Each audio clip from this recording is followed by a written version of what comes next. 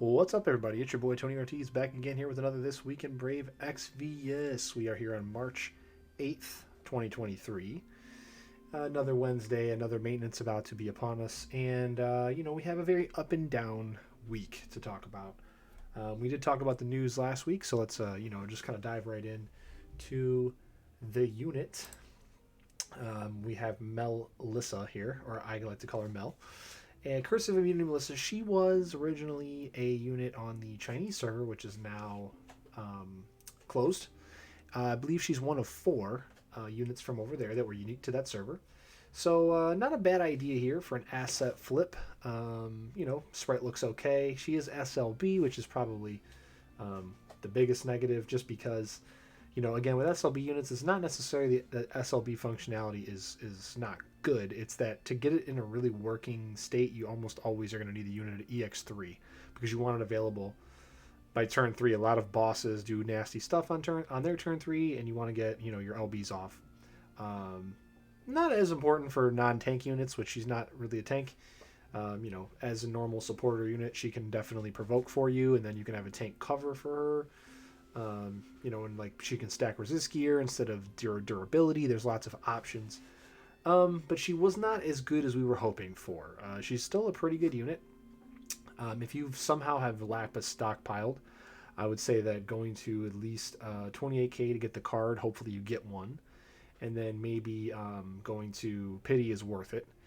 There's just a couple things that she missed out on that are dropping her not just shy of Sylvie, but shy of where you really want a top tier support to be at.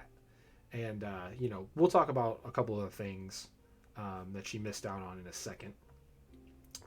The other thing that I just want to gloss over real quickly is that if you pay attention to the JP release schedule at all, you will be seeing that if, barring some kind of weird departure from like how they release units, there will be a bunch of units coming that should outclass her dark support in the next month or two.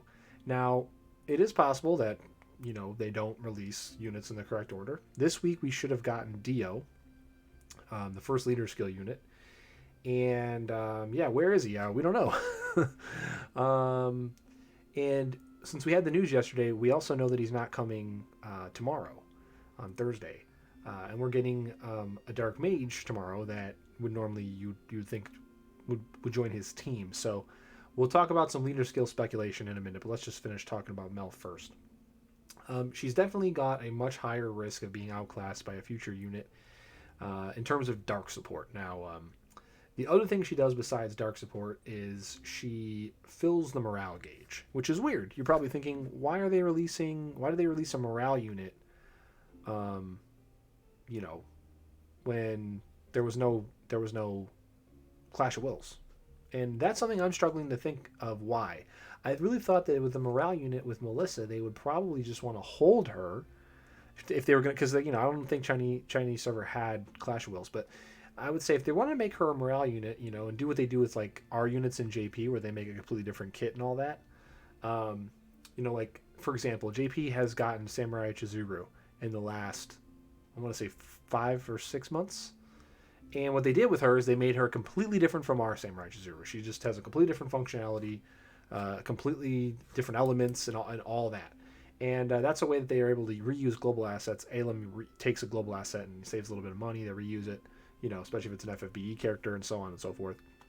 So that's the same thing we're going to see here with Melissa. But if their intention was always to go, okay, this is perfect, we'll make her G-Lex so that we can do morale skills and stuff. Why she's not the morale unit that's going to be coming in 8 days, I have no idea. Why releasing a morale unit on DV launch? It just doesn't make a whole lot of sense. Now, there's a lot of theories we could have as to why Dio is skipped, and like I said, we'll get to those in a second. But she fills the morale gauge better than any character that we've ever seen. So she is basically taking Kresnik's spot, and she is kicking him to the bench. The only thing Kresnik's going to be able to do for you, I think, is imbue the opponent with light, if that becomes relevant. She also, though, has the exact same ability, and she just does it with dark. So she also has a dark absorb, for a turn. So there's a lot of tricky things you can do there. And, if there's a big damage turn, you can maybe imbue the boss with dark and then make yourself absorb dark. And then that will give you a whole turn of not taking any damage at all. So there's all kinds of cool niche things with her that, you could have pulled off here. And she's especially interesting because she has a rolling dark buff, which is similar to Sylvie's buff. Take a look here for you. You can see she has this right here, Abyssal Blessings. This is very similar to Sylvie's Earth and Lightning buff. So, she removes every other element. She imbues everyone, gives you a 50%, and then this rolls into 75, and then this rolls into 100. So it's the exact same thing. Now, unfortunately, she didn't get a second element, so that narrows her use cases a little bit. But all in all, if you're thinking, hey, look at that. She's got great morale fill. She's got that dark support. Why wouldn't I want her? You'd have a very good case there. She has cooldown reduction on her LB, base LB here, and a re-raise, which is interesting. So this is kind of like a little bit of a Sylvie Light type deal. And then she also has a 2-turn CDR on her SLB. So the only problem with this 2-turn CDR is that there's not a whole lot that really needs it right now. I can think of maybe getting Hateful Blade on A2 off 2 turns early, if that calls for it. That's about the only thing I can think of right now where it's still not off of cooldown when you finish your buffs in 2 or 3 turns. And then unfortunately for Melissa, her biggest weakness, actually she has 2 big weaknesses. The first one is she's this dark support unit, but she has no dark imperil. So you have to find your dark imperil from another unit. So you really want your support unit to have the imbue, a stat buff, an amplify, which is what we just looked at, and you want them to have the imperil for that element. You want them to have all those things so that you can bring your best DPS and you can put all your support in one slot. They don't even necessarily need to heal or provoke or even have damage mitigation, which she does have damage mitigation. We just looked at it on the LB. It's not on par with the 2 best tanks in the game, but it is on par with some of the better tanks that have better stats. Her biggest problem, in my opinion, is this ability right here. So she has her stat buff. Now, this isn't a 400 stat buff like Sylvie's stat buff. It is 250 LB, though, which is pretty cool, and it does fill morale. All these things are positives. The problem is the stat buff and the LB buff lasts for 3 turns, and it has a 5-turn cooldown. Sylvie has 100% uptime on her buff if you simply fill her LB gauge, which is basically impossible to not do in 4 turns. But even if it was 3 turns, it's very difficult to not fill her LB. So even if this was a 3-turn cooldown and 300 MP and 3-turn uptime, I think she would be in a lot better situation, and she could probably replace Sylvie on certain fights.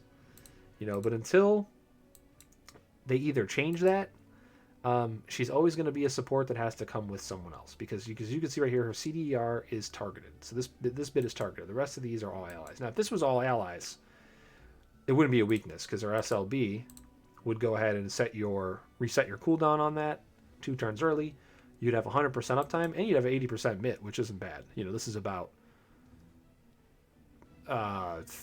15 to 17-ish% total less damage than 5% less mitigation. I'd have to go back and look at the math, but the difference between 75% MIT and 80% MIT is like 15 to 18-ish% damage total. So now it's not 5% damage. The way that the numbers get plugged into equations and algorithms, makes a lot of things more exponential as opposed to just strictly additive. And if you don't understand the math on that, that's no problem. Just know that the more MIT you have, you take exponentially less damage. So, and exponentially means instead of like a straight line, here, let me go this way. So instead of a straight line on a graph going up like that, like 5% extra MIT makes your damage that you take less go like this, and it sharply curves upward. Hey, what's up, Flip? How's it going? So, unfortunately, with Mel, the biggest issue is that besides no imperil for Dark, which isn't that bad. You can find that from a lot of other DPS units that maybe if you bring one unit that has Dark, it's probably going to have a 130, 135, maybe even better. The biggest issue with Mel is that you end up having to use her cooldown reduction on her own self so that she can keep her stat buff up. Because her stat buff, where did it go? There it is 5 turn cooldown, 3 turn uptime. So they definitely didn't make her on the same level as Sylvie. I think they're very, very paranoid about making a unit that powerful again. And unfortunately, it's kind of a catch-22 because if you don't make a support that powerful, the only time you're ever going to bring that support is specifically when a fight lines up perfectly for whatever element that they support, right? So Sylvie can go to all sorts of stuff that isn't thunder or earth. You know, she has 3 killers. So we've got 3 killers here, which is pretty nice. You know, we've got human and beast, which are very common, not hard to get, and dragon, which is fairly common, pretty easy to get. But, you know, all 3 of these on one unit is pretty cool. Overall, I think she's definitely worth owning a copy, but if you can pull one, you probably want to stop as soon as you get one and save your lapis, because we got a lot of crazy stuff coming. Not just Dio, but like the new Rain is going to change the game for a lot of people, even for non-fire teams. All right, so yeah, I think that's pretty much all of her pros and cons. What I did was I just threw tickets at it. I got lucky and I hit one, so I stopped, and I didn't go any further. Oh yeah, that's right. She doesn't have a card, so she has this new vault with the equipment in it. The new equipment's whatever. Yeah, and definitely, I'm going to talk about leader skills in a second because the buff is just too heavy from leader skills, right? Like, leader skills are like 500%, you know, increase, right? Because each character gets, you know, that falls under the leader skill gets the buff. You know, you're looking at exponentially, ridiculously higher amounts of damage. So where Deosis is kind of confusing because the longer they take to release him, if they don't also push the other leader skills further back, it's going to definitely devalue him a lot because Rain has... so here's how all leader skills work for those people who don't know. Every leader skill that we've seen so far that's a main leader skill, they've put out some like secondary leader skills like Shantoto and the other guy from 11 that are coming tomorrow. They both get leader skills later, but they're not the full top end leader skills, right? So Deosis has dark element, so every leader skill has an element buff, and then it has a series buff, whatever series of, you know, that unit is from. So Deosis is actually an anniversary unit. He came with JP's last anniversary. So he buffs all darks and all anniversaries by 100%, right? Or whatever the percentage is. And that's fine. So that way you can still use him on non-dark teams, but you would just have to bring all anniversary units. Very difficult to do. Then Lastwell with the gun will come later. He does ice and something else. I don't know what he buffs, but it's not FFBE, I don't think. And then Rain comes after that, and Rain has fire and then FFBE as his leader skill buff. So you're going to be able to bring Rain as a leader to non-fire stuff all the time, and he's still going to give you more damage than a support will give you if your whole team is FFBE, and we all know that the most broken units are all FFBE units. So the problem with Dio and delaying him, for whatever reason, is that if you don't push back Rain, a lot less people are going to pull for Dio because you're not going to be able to use him for as long, at least at the top of the game. Now, you're still going to be able to use Dio in a year if you want to do Dark, obviously. But it's going to be a lot easier to get a lot more damage out of a lot more different teams with Rain, which is why a lot of people are going to save for Rain instead. And I really don't know why they pushed leader skills back. We just had a title update a couple weeks ago. You would think that that was Global getting the framework in for leader skills to work properly. And we'll talk about DV in a second, which is bugged to high hell and all that. But yeah, the only thing I can think of is that they haven't put in Dio because leader skills don't work correctly. in our build of the game. That's why you would delay him. Every week they delay releasing him, especially without also telling us that they're going to push back other leader skills units in the timeline. You're probably going to lose money on people pulling him. People are going to be much more cautious to pull him because he won't last. So I'm thinking that either that's not correct yet, or the reason that we got a morale unit this week in Melissa is because we're going to get Dio on the live stream announcement. And then maybe he gets a morale skill because he's coming out alongside of a Clash of Will. Not a good one, like a Cloud type morale skill, just so you can bring him and all that. But with the Clash of Wills, if he comes out as a leader, he's still going to buff the damage like to the moon. So you can definitely afford to bring one non-morale unit if it buffs damage that much. And I was really thinking that no. There's no reason they wouldn't have just put out Dio this week and then Melissa on the Clash week. It doesn't make sense to flip them. But when you consider what was just mentioned there by Flip Method, one of the better content creators for this game, the announcement on a live stream is something that maybe they think is important enough for the very first leader skill unit to have, right? And we're nowhere near anniversary. We're still 3.5 months away, or 3.25 months away, or whatever from that. And they're not going to wait that long. So maybe that's why they decided to flip-flop these two units. And maybe we'll get Dio announced on the weekend, and then we'll get him for Clash, even though he shouldn't have morale abilities. But maybe they'll give him one. They did it for Cloud. You never know. That being said, let's talk about DV, I guess. Why? So instead of Riku dominating DV again, we have a completely different problem. And I have my theories as to why, and they'll tie into what we just talked about a little bit. Into one of the possible causes. So we're back to no element lock on bosses. We're following JP to the letter. This is when they stopped element locks on their bosses. At least, if we skipped the DV to get back on 6-month alignment with them. The problem is there is a nasty bug in the game where if you are using a older device that is 32-bit or an emulator that is 32-bit, and you load up the game client, you are able to underflow some of the stats on part of the boss, because the boss is not just a single unit, it's got little dudes with them or whatever.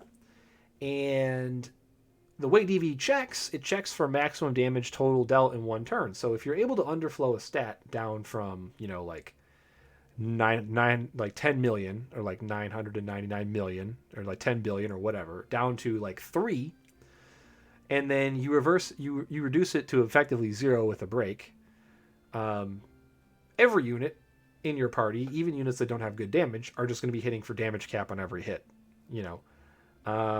So DV is effectively broken. For this this run here, and there's really nothing we can do about it.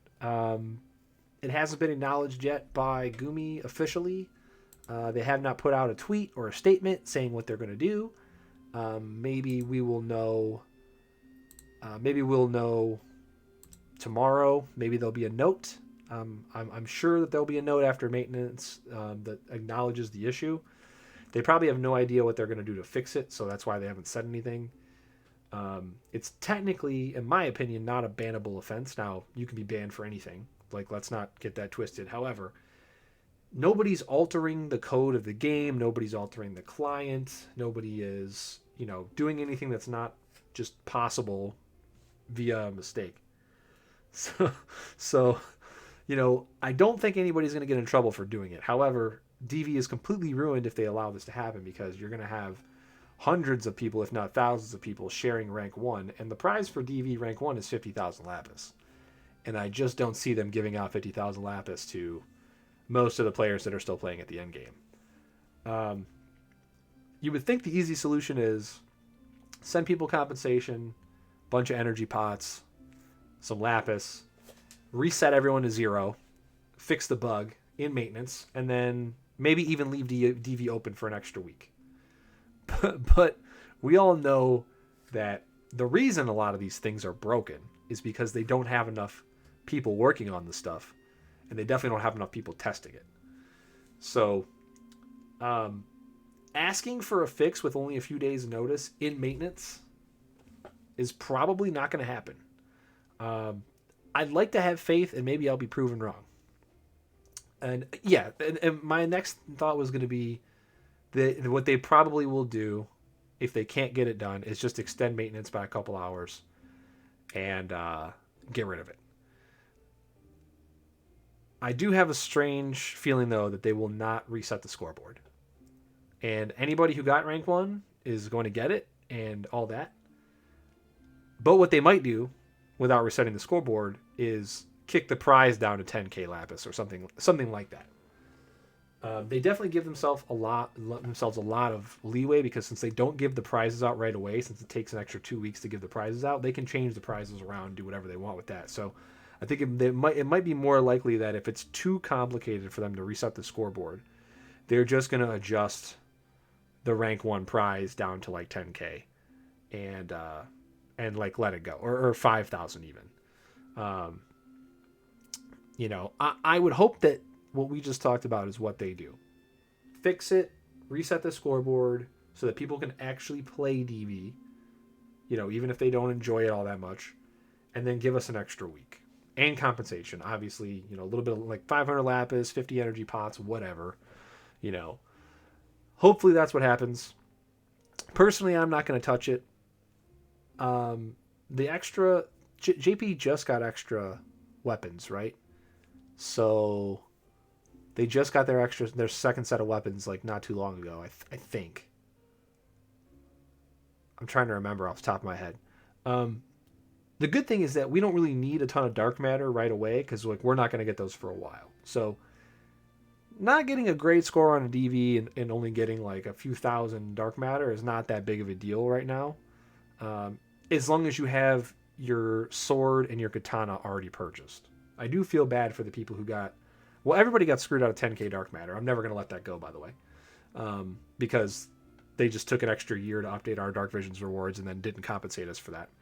And dropped the weapons on us at the same time. So everybody got screwed out of an extra DV weapon that they should have got if they played for a year. But we hopefully they will handle it correctly, and I'm not going to go ahead and jump in there and do this thing. Like, I already have an issue with getting my 32-bit emulator to work and load the game without it crashing anyway. I don't have a 32-bit device, I believe, anymore. My tablet might be 32-bit. But it definitely just feels like it's not in the spirit of DV. I don't care about the extra galvanite. I don't care that much about the dark matter. I'm just not going to do it, and I hope that other people don't do it so that it's easier for them to fix, and it's not as terrible if there's certain parts of it that they can't fix. So I guess we'll just go with that. Yeah, is there anything else to say about DV? I don't think so. Yeah, not really. And let's see. One last little bit of stuff is we got Fran's crowns.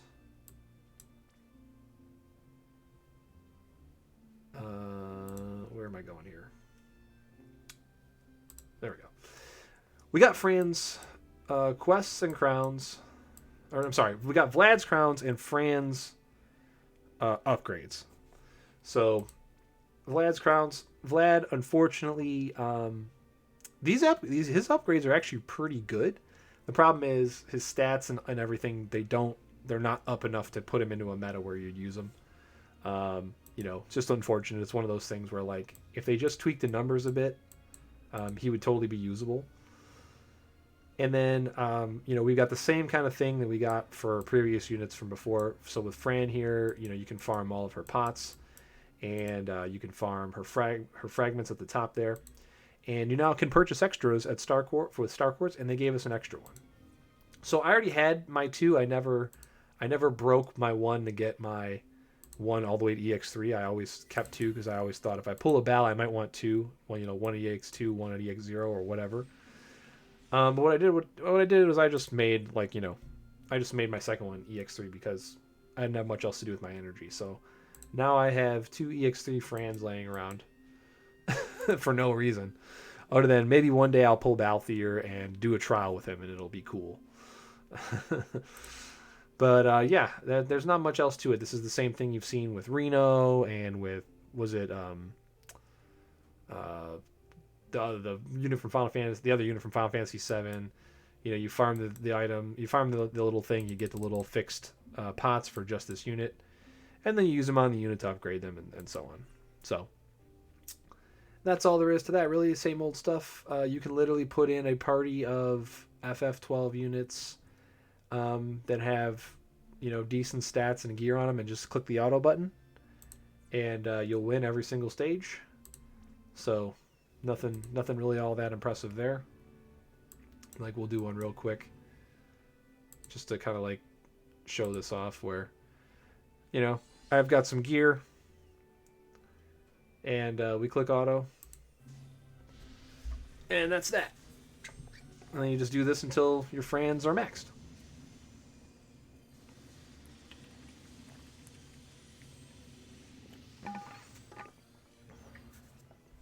So that's pretty much it. Oh yeah, I guess we could talk about the gear in the in the redeemable shop. There are 2 killer materia and 2 items.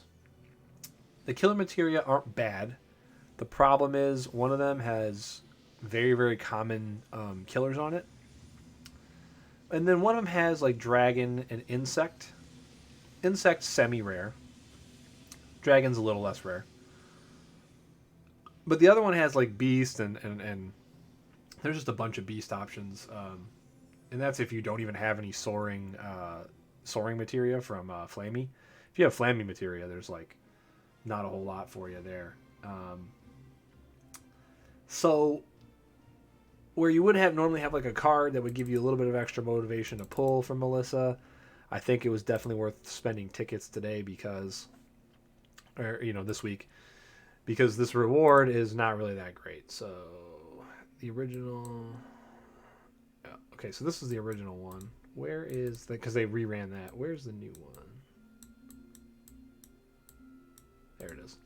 Okay, so both robes. Interesting choice. Robes are not wearable by a decent amount of units. Anyway.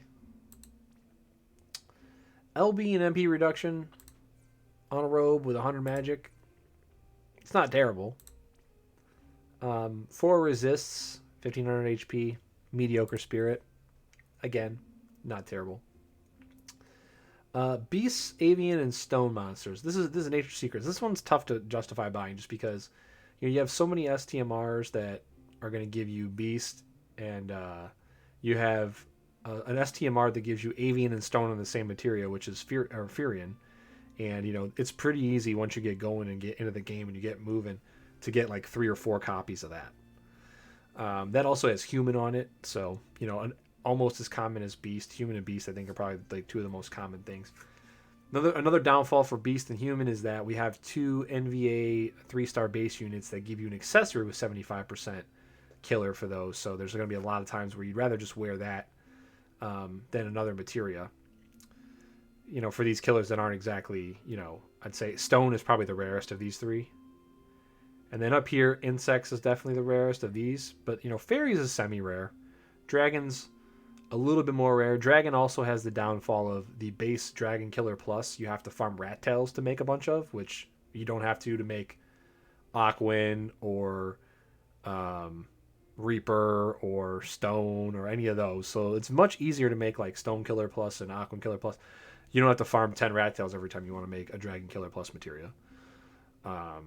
So I think that if this one sticks around and there's a unit good enough to pull, you're definitely going to want to pick up the Mythical Order materia first. And then if you're a newer player to the game and you pitied Melissa this week, after your mythical order, if there becomes another unit in the next 3 or 4 months where this is around, to where you pick through this again, then secrets might be worth it. Just check and see where you're at in the game. Now, if you've taken out all your 12 types and you've gotten all those recipes for the plus materia, then I probably would just either hold off or maybe even consider this robe. This robe, just because it's 100 magic, it's not bad. I mean, we have better robes, but a lot of them you got to pull off of units. Lulu comes to mind. Who else? There's one other robe. I'm trying to think. Oh, he can't equip it, can he? No, yeah. Magic. Yeah, where is it? Yeah, Kuja. Kuja's robe is pretty good. Again, 100 magic, but again, it's exclusive to male. Lulu robe, 100 magic. Gets breaker. Golbez has 100 magic armor. He's ancient. You're gonna want to grab a bunch of Golbez on any new account because he's a great MBA to have.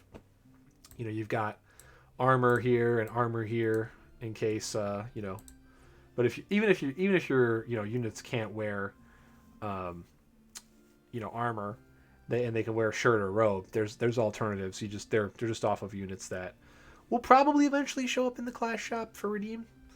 But yeah, the gear store not as great. They're trying hard to capture the original awesomeness of the first armory, where we had these two materia, which are just stone cold buy every time.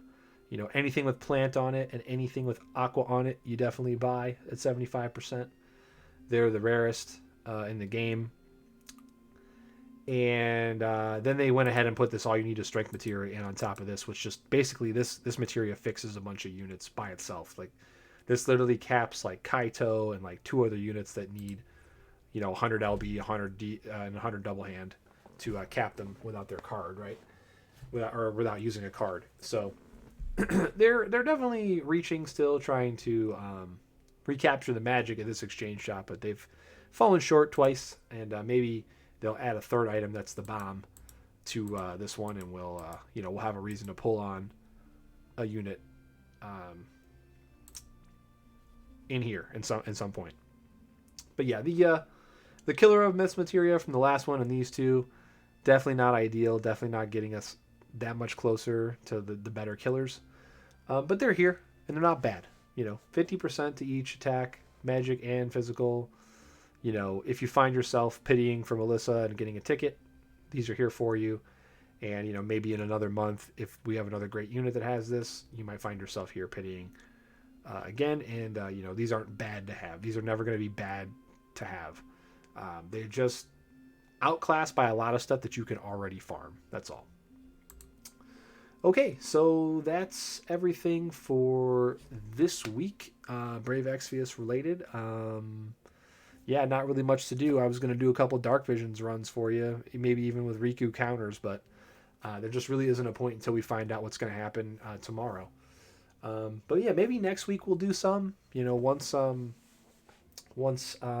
they've fixed everything, maybe I'll show you some of my Riku RNG rolls, and we'll see what happens at the end of next show. But what I have planned for this show is, since there wasn't a whole lot to talk about this week, and I missed streams on Friday and Sunday because my power was out, I am going to run a Final Fantasy IV randomizer run right now after we finish recording this and start the export to YouTube. So stick around with us on the live stream. If you're watching this on YouTube, you can join us live. Links in the description below. FFBE FanFest of 2023. Don't forget your hashtags. Spam it on the live stream on Sunday.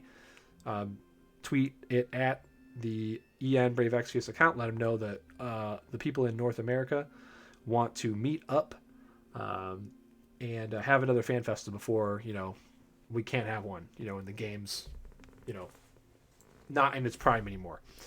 So let them know that we want support for that, and Hopefully we'll get it.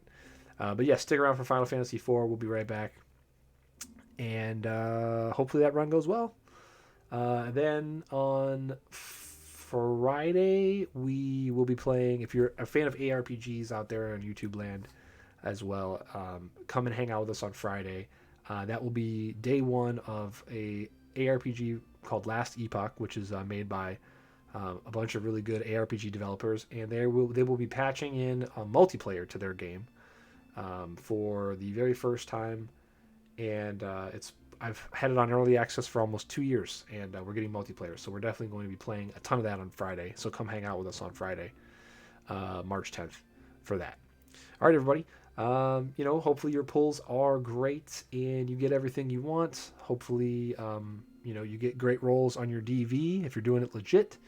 And we'll talk to you next week on This Week in Brave Exvius. And we'll have a lot of new information to talk about. Hopefully, live stream will be coming on Sunday. We'll talk about it next week. Stay tuned.